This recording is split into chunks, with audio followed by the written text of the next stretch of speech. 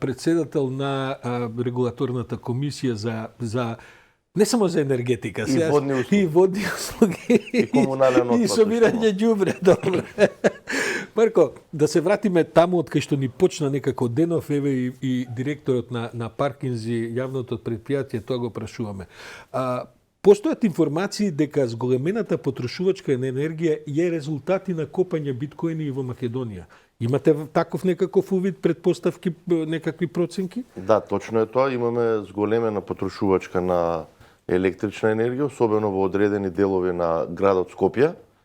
И таму веќе покрај тоа што е зголемена потрошувачката, имаме и нелегално превземање на електрична енергија.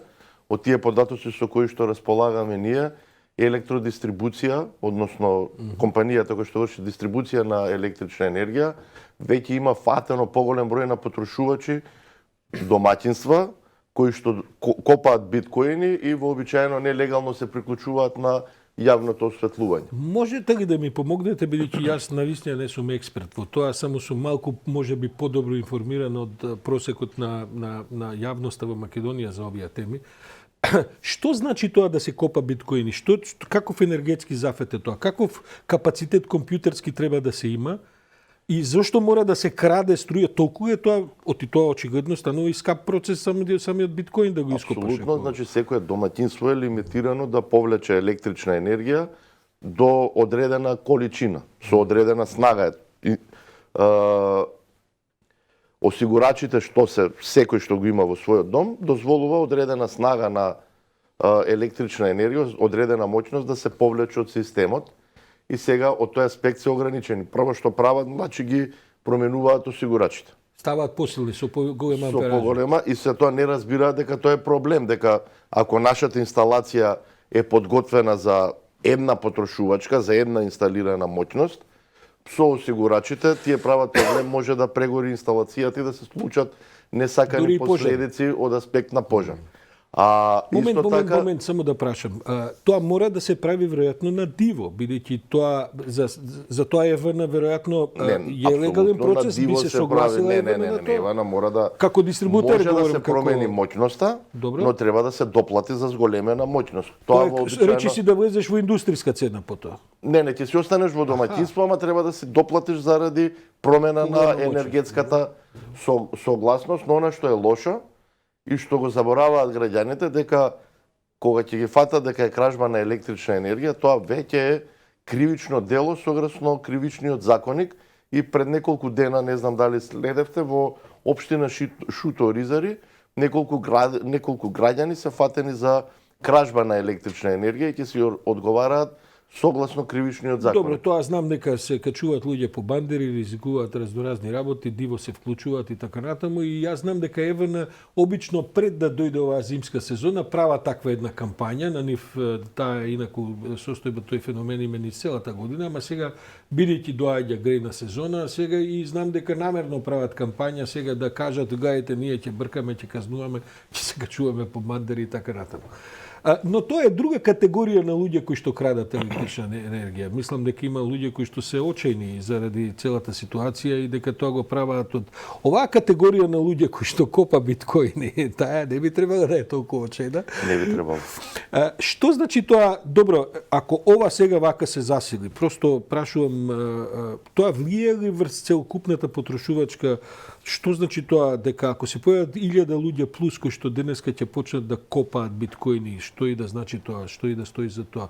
Тоа навистина ќе се одрази врз потрошувачката? Да, тоа веќе се одразува на зголемена потрошувачка, но сето тоа да се прави по легален пат, да се каже дека да, ќе зголемам ја мојата моќност дома, да се пријави во електродистрибуција, тоа ќе се променат осигурачи, кабел доколку има потреба ќе се промени и нема никаков проблем. Потрошувачката ќе се испорача таа како што треба. Проблемот е што не се пријавува таа потрошувачка и со тие диви приклучоци се прави проблем на тие што не прават никаков проблем во системот.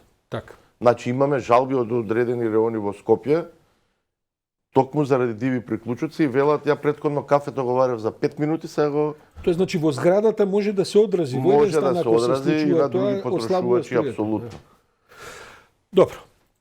Господин Бисливовски, зашто сте вие надлежни во оваа енергетска криза за која сите говоруваат, ја најавуваат? Дојде ли енергетската криза или ќе причекаме уште нешто денови, недели за да навистина дојде?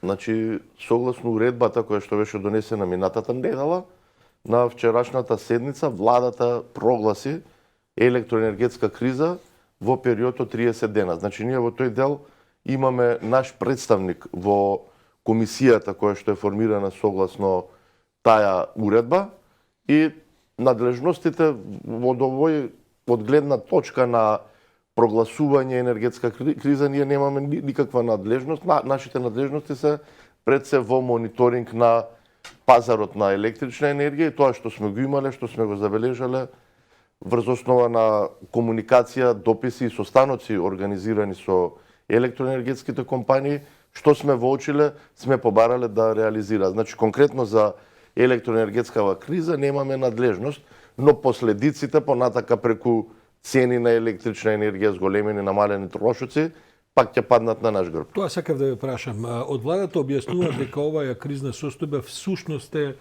ајде така да кажем, повеќе фискална операција за да префрлат пари на компаниите кои што треба да набават електрична енергија, бидејќи за да платат тоа, бидејќи во буџетот има резерви, ама не се распродени алоцирани по тој принцип, а од опозицијата со право, бидејќи тие не треба да го пропуштат секој момент за критика, нели велат дека еве само што не почнале рестрикции за граѓаните. Каде е тука вистината? Значи, точно е, електроенергетската криза е прогласена пред се за да се овозможи ЕСМ и МЕПСО да добијат дополнителни средства од буџетот со цел да си ја стабилизираат својата финансиска состојба и да се подобрат финансиската ликвидност. Значи, кога збориме за рестрикции. Рестрикции се случувале во Македонија во 2012, кога беше исклучено јавното осветлување, имало во 90-тите, 80-тите, да. Така е, кога се при крај биле со пуштање блоковите во Битола, но сега во оваа ситуација имаме ние либерализиран пазар на електрична енергија. Значи, кога се обезбедува електричната енергија во државата, се обезбедува од домашно производство, какво е такво, колку е од домашно и од увоз. Сите потрошувачи кои што се на слободен пазар се обезбедуваат електрична енергија од нивните снабдувачи. Сите тие снабдувачи увезуваат електрична енергија негде од соседството. И пазарот на електрична енергија има своји специфики. Значи, снабдувачот мора од неговиот добавувач од средство пред време да ја плати електричната енергија. Тоа сме го разговарале многу пати. И доколку има рестрикции сега, така, овие снабдувачи ќе нема потрошувачка на електрична енергија на некои нивни потрошувачи и снабдувачите ќе се доведат во ситуација не по нивна вина, набавената електрична енергија да не може да ја продадат, тоа се големи и сериозни пари. И јас сум сигурен дека во тој момент снабдувачите со електрична енергија ќе кажат: па добро, не ги снабдуваме овие во Македонија, таа електрична енергија ќе ја продадеме на друго. И тогаш ќе имаме уште посериозни проблеми со дебалансите. Така да ја не верувам дека рестрикцијата е решение, напротив може да предизвика дополнителни проблеми. Но во јавноста, во изминатиот период, се јавија доста шарлатани и дилетанти, кои што не ни влегле во диспечерски центар, не знаат што е тоа, кои што по разни институции поднесуваат лажни документи и сега тие почнуваат да кажуваат: те рестрикции, па струјата ќе поскапе 100%, па ќе слушне нешто, не 100%, следниот ден вика 20-30, па друг муабет ќе чуе. И такви се тоа. Мене ми е криво што одредени медиуми, мејнстрим медиуми во државата им даваат простор на такви шарлатани и дилетанти.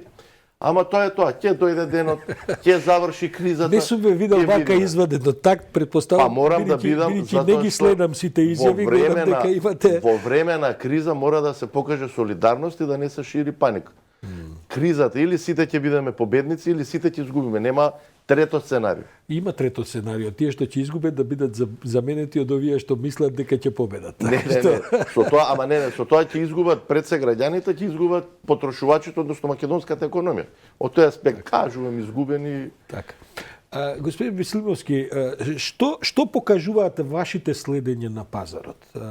Прво, пазарот на производство, па трговијата со енергијата и така натаму. Колкав е падот на производство на македонските капацитети за енергија производство и на што се должи тоа? На недомаќин лук, на временски погоди, на светска економска криза, енергетска криза? Каква е вашата проценка? Каде тука се движи тој дисбаланс, да кажем? Значи, во одреден период од годината, негде во август, имаше проблем кога на неколку снабдувачи во нашата држава, нивните добавувачи од надвор, најмногу од Бугарија, им ги раскинаа договорите и ги доведе во една непријатна ситуација. И во тој момент... Само се извинувам што ќе ве прекинам. Врзани сме посебно со Бугарија заради некакви енергетски, како да кажем, техничко-технолошки прашања или просто заради бизнис врски помеѓу македонци и бугари во бизнисот? Во однос на електричната енергија, Бугарија поседува вишоци на електрична енергија, се уште има нуклеарната електрана и е еден од поголемите извозници во регионот. Тоа сакам да расчистиме за да Романија и Босна и Херцеговина имаат вишоци на електрична енергија и продаваат. Сега во однос на... И, значи, тоа беше првиот проблем, кога снабдувачите им ги раскинаат договорите. Следно што се случува е сега намалено домашно производство пред се од ЕСАМ. И за тоа има повеќе причини, значи, сега да не ЕСАМ е во лоша ситуација и таа ситуација ќе треба подолг период за да се стабилизира. Инаку, од аспект на домашно производство, тоа домашно производство си има свој тренд на намалување, пред се затоа што нашите термоелектрани се стари, може би се били несоодветно држувани, исто така јагленот кој што ги имаме со се полош и со се полош капацитет, и сето тоа доведе во една оваква ситуација да имаме нестабилно домашно производство на електрична енергија. Исто така и последниве 2 години горе-долу имавме лоша хидрологија и имаме една ситуација сега да... Перфект шторм, што ви кажат, перфектна бура. Токму така, но нема време за плачење. Сите надлежни кои што се одговорни за производството, треба сите можни механизми кои што им стојат на располагање да ги превземат и да го подигнат домашното производство на електрична енергија на соодветно ниво. Бидејќи најдобро е да си имаме домашно производство и така да ги решаваме проблемите. Добро. Доаѓа еден период, гледам дека не ја спомнувате и светскава глобална, да кажем, енергетска криза и така натаму. Тие трендови ќе се влошуваат или ќе се смируваат, што ни доаѓаат од страна? Според тие информации, анализи што ги гледаме од вистински експерти, од консултанти кои што работат за сериозни берзи, некаде до средината на следната година не се очекува намалување на цената на електрична енергија. Значи, како репер да ви кажем, ако цената на пазарот во Македонија во мај беше 60 евра, денеска цените достигнуваат и 200 евра за мегават час. Значи, тоа е огромен скок. Огромен скок кој што трае премногу долго. Значи, ова пред се започна како ценовна криза во Европа и понатака таа се одрази и на производството на електрична енергија на секаде во Европа. Забележувате нервоза кај наши дистрибутери на енергија? Не реферирам само на оној инцидент што го имате и така натаму, меѓутоа што прават, како се снаоѓаат? Има најави за почнавте овој разговор и го почнавме со тоа дека може да кажат добро, тогаш не ви ја продаваме струјата тука, ќе ја продаваме надвор и така. Сега... Што е состојбата? Колку компании се такви воопшто во Македонија? Колку ги имате? До сега беа до некаде до август беа 13 активни снабдувачи со електрична енергија и потоа бевме една од ретките земји во регионот која што има 13, не ретка, единствена земја. Кај другите се помалку. Се многу помалце и кај нас реално имаше конкуренција. Но оваа криза и секој снабдувач има своја стратегија, колку ќе купи електрична енергија, по која цена продава, како продава. Трговија е тоа, како се друга, ризици, инвестиции и така. Најверојатно не обезбедиле електрична енергија на време, а склучиле договори по пониски цени, кога почна наглиот раст на цените на електрична енергија, беа доведени во ситуација да раскинуваат договори со нивните потрошувачи, кои што одат кај снабдувачот во крајен случај и се заштитени со од аспект на снабдување со електрична енергија. Во овој момент има електрична енергија и во регионот, и во Европа, но проблемот е што цената е превисока и сето тоа предизвикува понатака и се одразува на зголемени трошоци на компании, кои што компании понатака ги зголемуваат своите производи, како што гледате сега во Европа и кај нас имаме пораст на речиси се. Господин Мислимовски, профитабилна ли е? Колку е профитабилна таа работа со трговија со енергија? Што е профитот годишен во Македонија за тоа? Па со тие Пошто ги видовме сумите што се појавува, да ви се сврти глава. Сумите се високи, но маржите се ниски. Затоа Значи турноверот е голем, но маржите се ниски и исто така и во 2017 година се случи набавната цена на сите снабдувачи во државата да е пониска од продажната. Се разбира дека понатака тоа се промени и си остварува поголеми профити, но тие некаде се 1, 2, 2,5% од нивниот вкупен приход. Турновер. Така да не станува голем е обртот, маржите се ниски на слободниот пазар. Тоа се годишно во Македонија може да се претпостави меѓу, да речеме, 20 до 50 милиони евра профити? Не, помалку се, бидејќи се... По 20 сака да кажа, се обидувам цифрите да ги свртам во глава. Знаете, енергетскиот сектор, цената на електричната енергија во државата е најосетлива за секоја, ќе се каже, а граѓаните не се бунат за профитите што ги остваруваат во телекомуникацијски сектор, банки што остваруваат профити. А овамо во енергетскиот сектор имаме компании кои што работат со минуси, но тоа е тоа. Така е. Спомнете ли овдека банките кои што неверојатни профити прават и така, тоа одмаш ќе ви рипнато на Сдружение на банкари начело, да не кажам за кој два тројца, и ќе ви се закачат да секоја сметка да изимаат меѓу 10 и 30 денари, 33 беше последното што го гледав, за просто што ќе се насмеат од другата страна шалтерот. Марко Мислимовски, благодарам. Ќе се видиме ние повторно. За крај да ве прашам само сега разни прогнози ќе расте цената на електричната енергија, нема да расте. Вие велите дека до нова година такво нешто нема? Нема промена, да. Потоа ќе разгледувате наново? Чекаме МЕПСО и електродистрибуција да распишат тендери за набавка на загуби на електрична енергија. Ева на Хоум да распише тендер за набавка на неговите потреби, за потребите на домаќинствата. Да видиме на тој тендер колкави количини ќе обезбеди ЕСМ, колкави количини по која цена и дали ќе има потреба од увоз. Кога ќе ги соберат овие податоци компаниите може да кажат во ред, немаме проблеми, ќе продолжиме со истите цени. Може да достават барање до регулаторната комисија за енергетика, сосема возможна опција е владата да каже да ќе помогнам ја заради зголемени трошоци за набавка на електрична енергија, па да не поднесат барање. Така да сочекаме ситуацијата, да видиме на што се подготвени компаниите. Се смешкам помалку, бидејќи може вие 10 пати во месецот да намалите цената на бензинот и на дизелот, ама ако ќе покачите за 0,5 денари, сте главна вест. Така е. Што беше последно? Се намали, ако не се намали. Да. Ништо, тоа помина вака. Тоа е најнормално. Да. Најнормално. Ама секој ќе рипне 1 денар по литар, е катастрофа. И со разноразни сценарија. Зашто? Едноставно е колку е цената на берзата, колку е кај нас.